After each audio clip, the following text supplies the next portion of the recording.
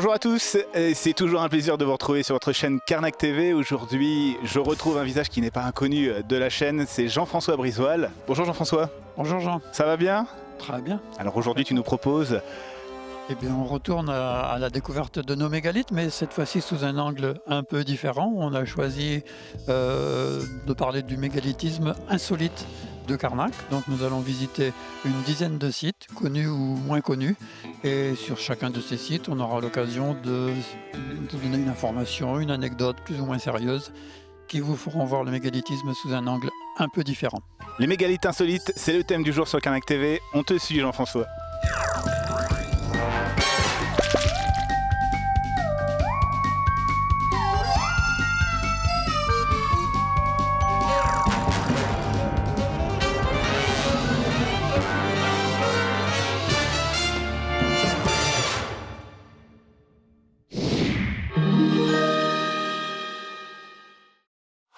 Nous sommes en effet au milieu du carrefour, du giratoire du Rosnoal, et au centre de cet aménagement récent affleure un rocher curieux et qui attire l'attention et la curiosité. Alors ce rocher s'avère être en réalité la survivance d'un petit alignement repéré depuis un siècle et demi par les archéologues, alignement qui avait déjà subi les outrages de la création de la route d'Auray à la fin du 19e siècle et qui avait déjà un peu beaucoup bouleversé ce site de Mané-Corclou. Nous constatons que l'aménagement récent du site nous permet d'avoir la mémoire maintenue en éveil grâce à cet affleurement discret, certes, mais réel. Ce sont des pierres qu'on peut rencontrer à l'entrée du chemin du Nignol, de la route du Nignol, ou bien dans d'autres villages de Carnac, à la Madeleine, à Kerluire, etc. Il y en a même au sommet du tumulus Saint-Michel.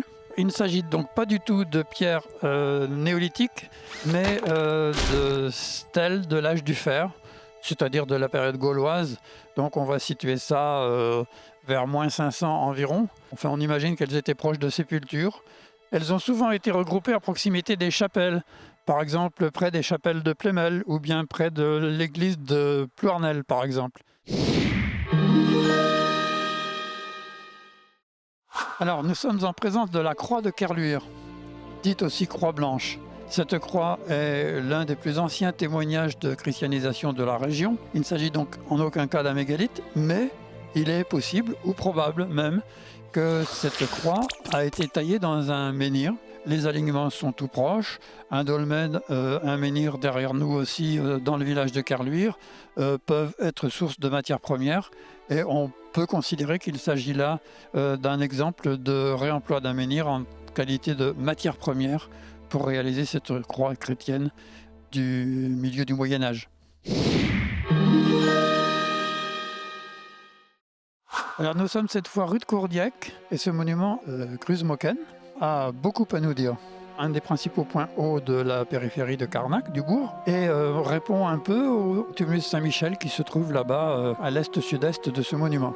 Le couloir devait avoir une orientation sud-sud-est, pratiquement en direction du tumulus, et que cette orientation est l'une des plus courantes des monuments mégalithiques. Alors cette croix est relativement moderne, début du XXe siècle peut-être, mais on possède des gravures qui montrent ce monument orné d'une autre croix plus ancienne. Mais pourquoi n'a-t-on pas détruit ces monuments au lieu de les christianiser? Parce que ces croyances anciennes étaient encore vives dans le pays et qu'il n'était pas question de les faire disparaître. Ça signifie donc que pour la population locale, les mégalithes avaient une importance, une signification magique, symbolique, et qu'il s'agissait non pas de les faire disparaître, mais de les intégrer dans la pensée nouvelle. Nous sommes cette fois dans le bourg de Carnac, chemin de Pouledevet, et près de moi se trouve un menhir que beaucoup d'entre vous connaissent de vue, probablement, sans songer peut-être qu'il s'agit d'un vrai menhir. Or, ce menhir que vous avez là, il est monument historique propriété de l'État. Il n'a sans doute pas bougé de place. Il mesure 2,70 m de haut. Ce menhir est un petit peu un miraculé, puisque lui aussi est totalement sain par des habitations. Il se trouve aujourd'hui dans un espace privé, bien que propriété de l'État. Sa survie doit beaucoup certainement au respect des gens qui se sont succédés dans son environnement proche.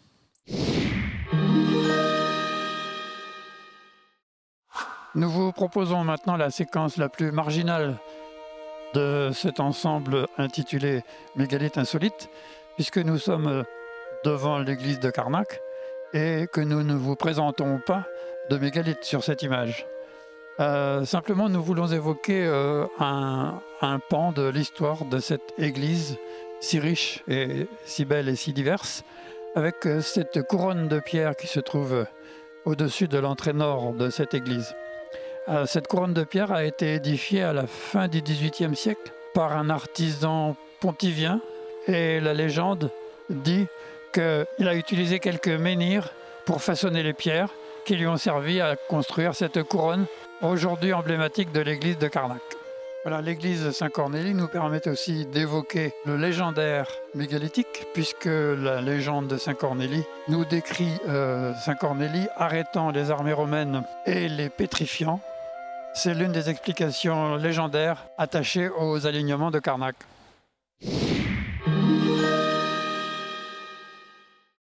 Alors nous sommes maintenant à Carnac-Plage, au milieu des commerces que vous connaissez, et nous nous trouvons en présence d'un mégalithe que certains appellent un mégalithe pour touristes et qui pourtant présente la particularité d'être un mégalithe authentique, mais qui a subi un déplacement. Il n'est pas dans son site d'origine. Son site d'origine se localise non loin d'ici d'ailleurs, à Kéralan, quelques centaines de mètres en arrière. Il y a à peu près un siècle, il a fallu déplacer ce dolmen qui gênait, qui était en mauvais état. Et à l'époque de Zacharie Le Rouzic, il a été transplanté en ce lieu de Carnac vers 1920. Et deuxième surprise, non loin de là, un deuxième monument mégalithique a été implanté à la même époque.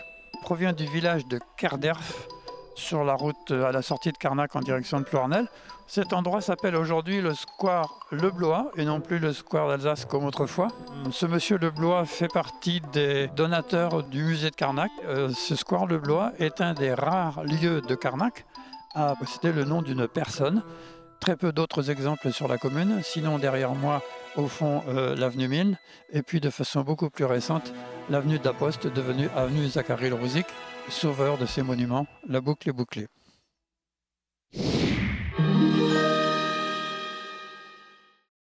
Nous sommes ici en présence d'un sacré mégalithe.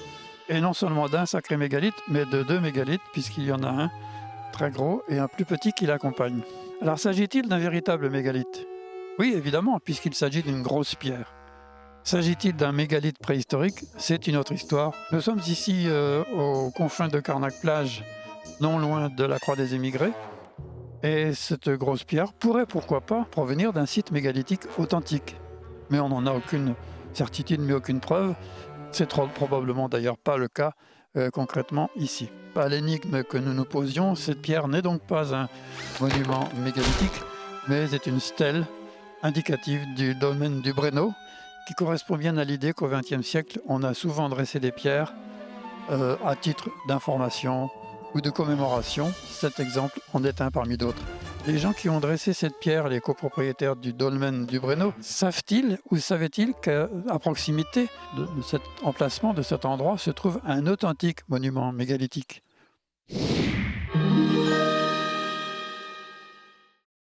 Alors nous sommes ici au milieu d'un des plus insolites des mégalithes carnacois, puisque nous sommes sur le chemin de Metz qui relie la chapelle de Saint-Colomban au bourg de Carnac, à l'église de Carnac. Et ce chemin de Metz a la particularité de traverser, d'éventrer un mégalithe que l'on peut reconnaître à la présence de ces pierres tout à fait remarquables ici, d'un côté, de l'autre, et la présence derrière nous d'un tertre non exploité, couvert d'une végétation sauvage assez drue. Et ce site est connu sous le nom de Dran Michel. Il s'agit très probablement d'un tertre tumulaire, d'un dolmen sous cairn peut-être, qui ne figure pas dans les inventaires anciens et qui pourtant est aujourd'hui bien visible. Donc quand vous suivrez ce chemin de randonnée, vous traverserez un mégalithe, ce qui est assez exceptionnel et qui est très très peu connu des Carnacois et des autres.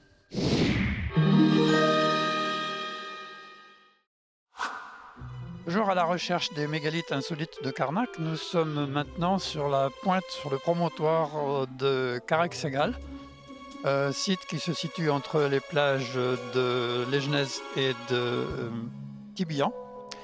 Et nous observons un îlot qui ne découvre qu'à marée basse, très basse, et sur lequel on peut distinguer une dalle de couverture basculée d'un dolmen dont on ne connaît pas grand-chose autre que cette perspective lointaine.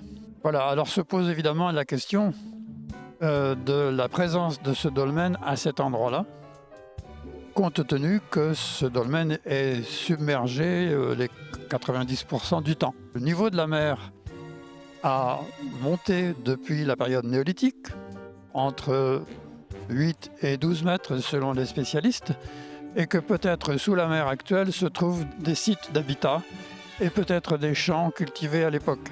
L'histoire est donc très belle, sauf que depuis une quinzaine d'années, les spécialistes nous disent que cette histoire est totalement fausse et que ce rocher que l'on voit là-bas, basculé par l'océan, c'est un faux dolmen pris pendant des dizaines d'années pour un vrai, décrit comme tel dans de nombreuses revues, photos à l'appui. Et aujourd'hui, eh bien, il faut se rendre à l'évidence que de dolmen, il n'y en a point à cet endroit. Sommes-nous ici en présence d'un mégalithe? Oui, au sens littéral du mot, puisque mégalithe signifie grosse pierre. Mais bien évidemment, nous ne sommes pas en présence d'un mégalithe préhistorique ou néolithique.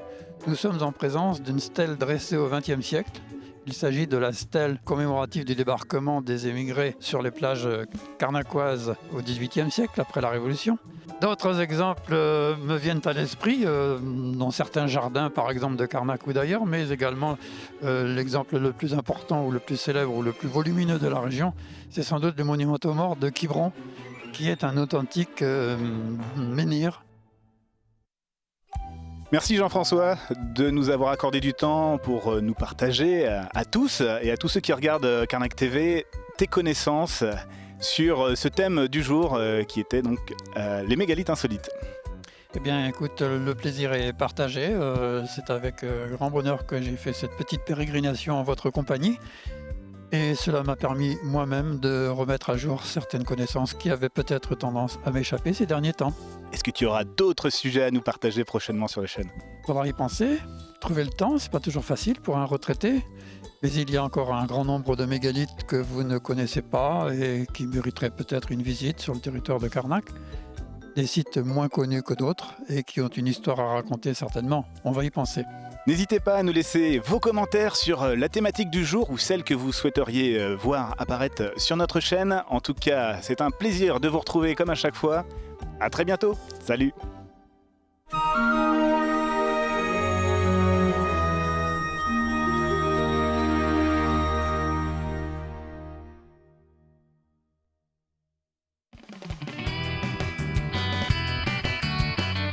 Bonjour Jean-François. Ah oui, mais alors si t'as pas si t'as pas le micro. Bonjour. On va partir de compte.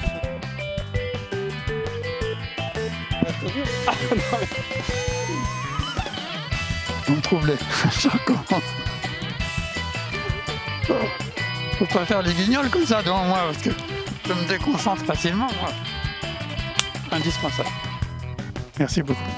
Je recommence. J'étais troublé, je vais te dire, Jean, j'étais troublé par un papillon qui était en train de te tourner autour. Et je me dis, il va aller lui chatouiller le... Il est sous ta manche. Voilà, il est sous ta manche. Il suffit de très peu de choses pour me distraire, moi. Qu'est-ce qui va se passer là? Ça ressemblait à un gars que j'ai eu. Alors on recommence? C'est toujours un plaisir d'apprendre avec toi. Même après le collège. Le plaisir était pour moi, le temps est passé bien. Pas grave.